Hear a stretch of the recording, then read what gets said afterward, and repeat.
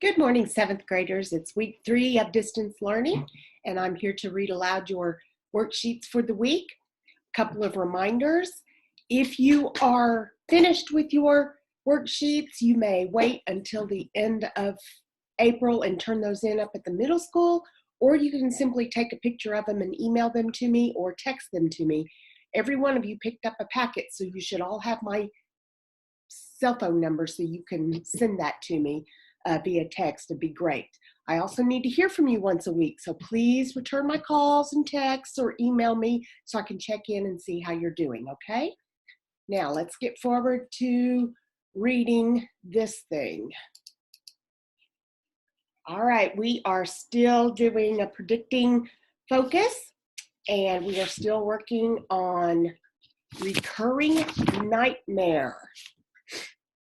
And over here where it's the passage says, I grabbed my bag, jacket, lunch, and bracelet and glanced at the clock one more time.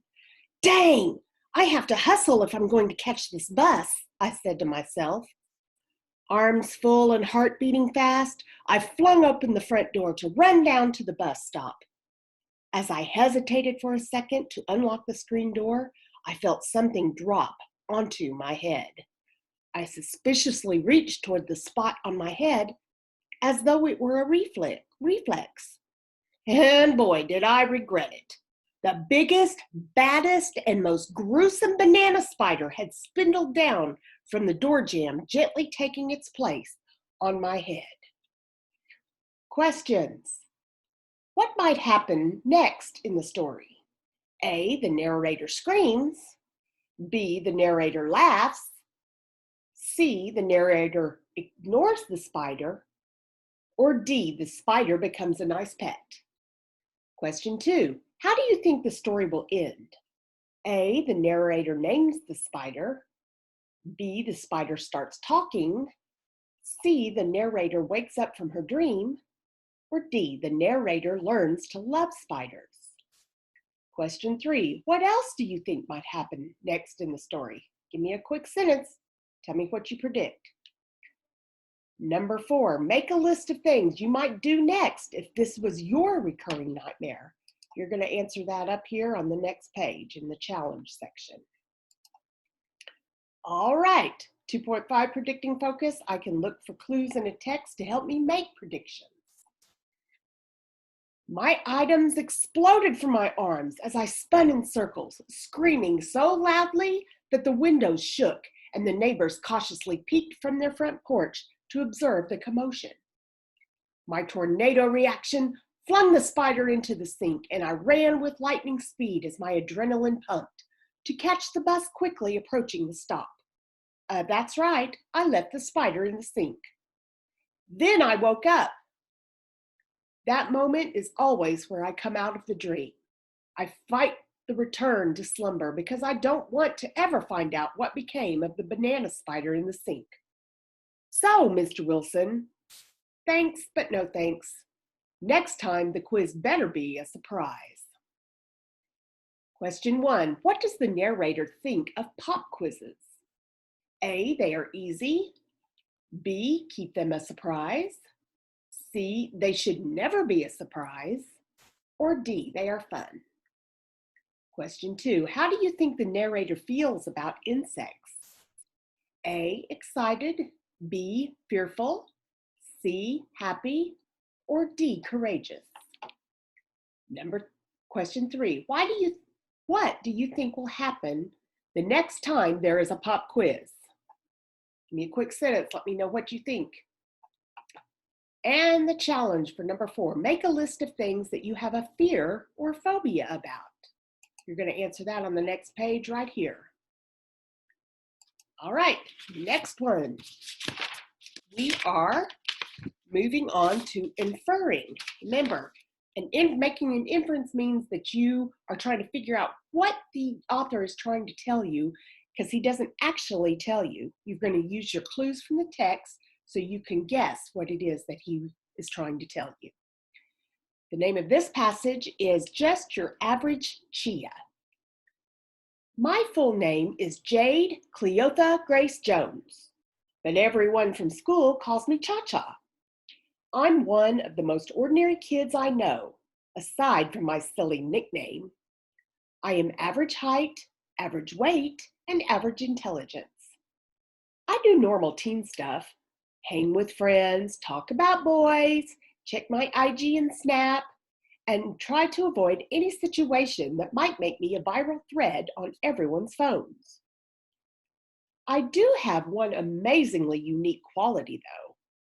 It's a talent that was fundamental in winning me the esteemed nickname of Cha-Cha. I have the capability of growing hair like a chia pet.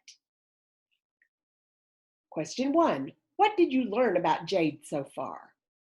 A, she's tall and skinny. B, she's the smartest in the class. C, she's average in most ways. And D, she loves sports. Number 2, what can you infer or guess about Jade? A, she's overconfident. B, she cares what others think of her. C, she doesn't try hard in school. Or D, she wants to be alone. What do you guess about Jade based on what we read over here? And number 3, what does it mean to make an inference? Quick sentence, I already gave you the answer, write it down. And number 4, make a list of how you are alike and how you are different from Jade. Again, you're going to put those on the next page over here. And 3.2, inferring focus, I can infer what the author was really trying to say. Do you know what a chia pet is? It's that crazy looking piece of pottery in the shape of a cartoon characters that you sprinkle seeds on, water, and watch for days to develop into little sprouts of green. It's an attempt at making you feel like you have accomplished something and might even be trending towards eco-friendly. Well, the chia pet was the divine inspiration behind my name, Cha-Cha. My new name was made public to the entire middle school the second week of 7th grade.